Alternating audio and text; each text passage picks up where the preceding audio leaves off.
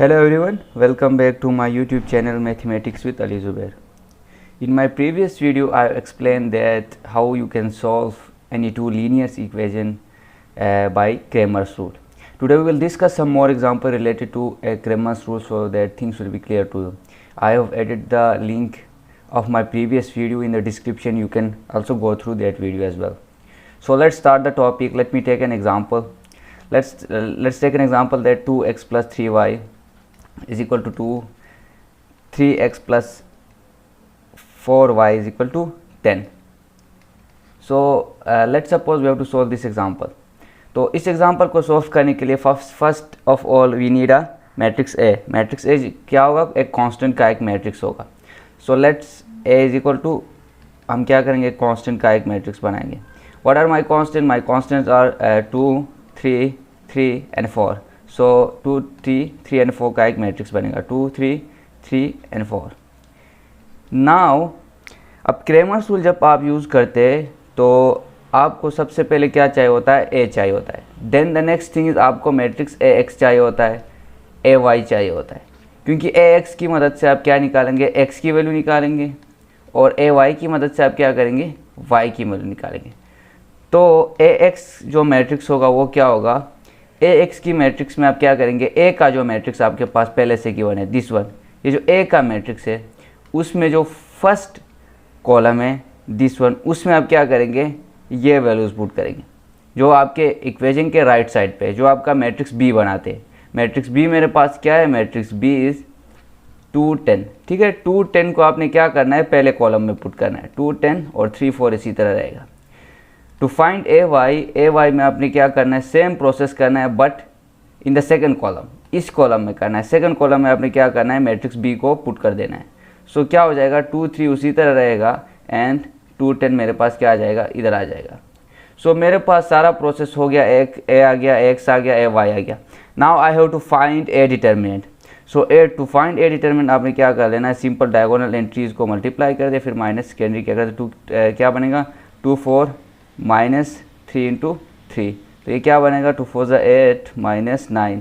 तो ये जो बन गया मेरे पास क्या हो गया? -1 मेरे पास इसका डिटर्मिनेंट आ गया which is not equal to 0. So this is not singular.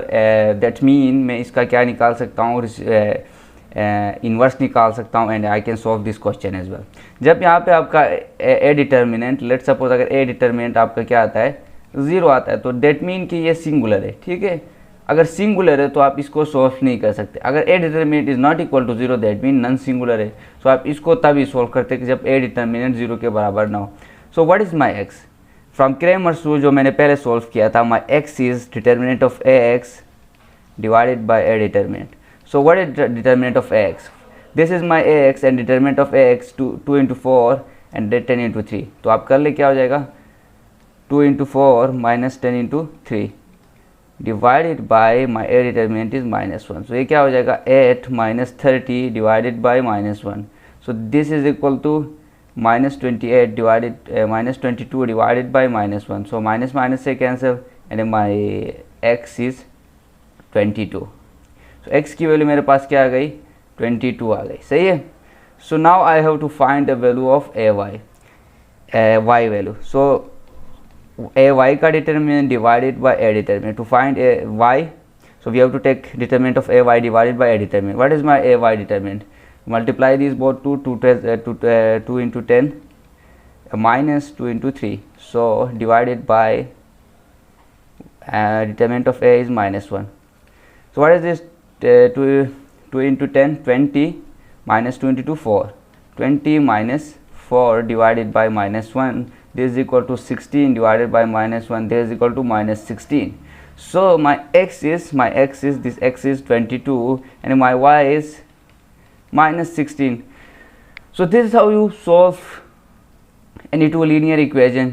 If you are asked to solve any two linear equation by Cramer's rule, this is the method, this is the technique you have to use. Okay, let's take another example. So let's take this example. एक और example लेते हैं, example 2. So 2x plus 10y is equal to 9.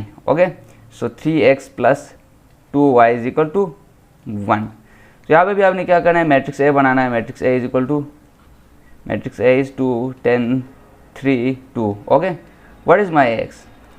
My Ax is here, from here my B is 9, 1. So what you have to do, you have to change the column 1. आप क्या करेंगे, 9, 1, 10, 2 and what is y, ay is equal to, what is my ay here, ay is 2, 3 and 9, 1. Okay, so simple, plug in the values, find a determinant.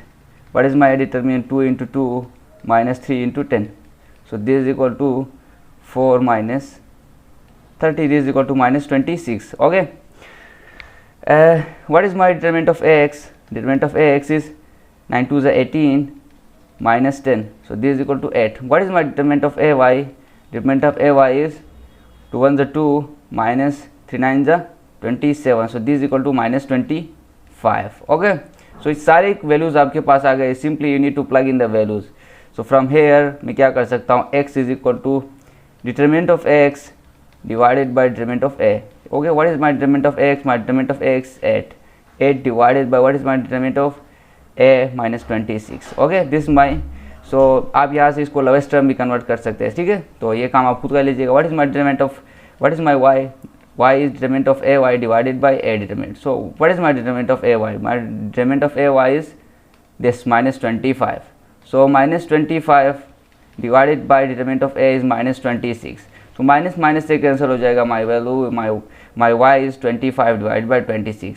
So x की value आपके पास क्या आ गई, x is equal to 8 divided by minus 8 divided by 26 and my y is equal to 25 divided by 26.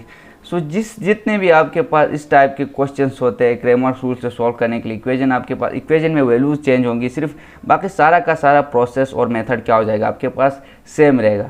So thank you for time and watching this video.